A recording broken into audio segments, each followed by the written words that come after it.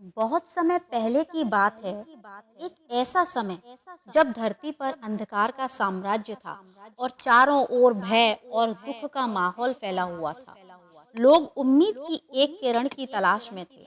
इसी बीच एक ऐसी घटना घटी जिसने दुनिया को रोशनी से भर दिया और उसी घटना से शुरू हुआ हमारा प्रिय त्योहार दिवाली।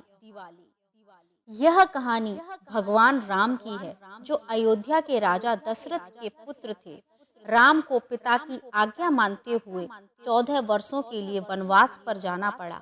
उनके साथ उनकी धर्मपत्नी सीता और छोटे भाई लक्ष्मण भी वन में चले गए।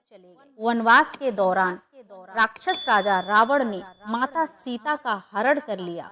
तब भगवान राम ने अपनी शक्ति, साहस और सच्चाई का सहारा लेकर रावण का वध किया और सीता को मुक्त कराया।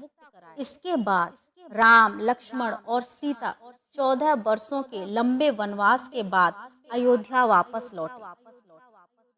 राम के अयोध्या लौटने की खुशी में लोगों ने दीप जलाए और पूरा नगर रोशनी से जगमगा उठा।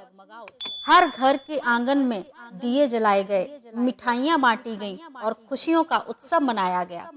ऐसा माना जाता है कि उसी दिन से दीपावली का पर्व मनाने की परंपरा शुरू हुई। दीपों की इस पंक्ति को ही दीपावली कहा गया। दिवाली केवल एक त्योहार नहीं है, बल्कि यह अंधकार पर प्रकाश की विजय का प्रतीक है। यह अच्छाई की बुराई पर जीत और सच्चाई की असत्य पर विजय का पर्व है। हर साल दिवाली पर दीप जलाकर हम इस बात को याद करते हैं कि जीवन में चाहे कितनी भी कठिनाइयां आएं, सच्चाई और अच्छाई की रोशनी हमेशा हमें राह दिखाती है। दिवाली के साथ एक और पौराणिक कथा जुड़ी हुई है। जब देवताओं और राक्षसों ने समुद्र मंथन किया, तब उसी दिन देवी लक्ष्मी समुद्र से प्रकट हुई थी। यह दिन धन, समृद्धि और खुशहाली का प्रतीक माना जाता है।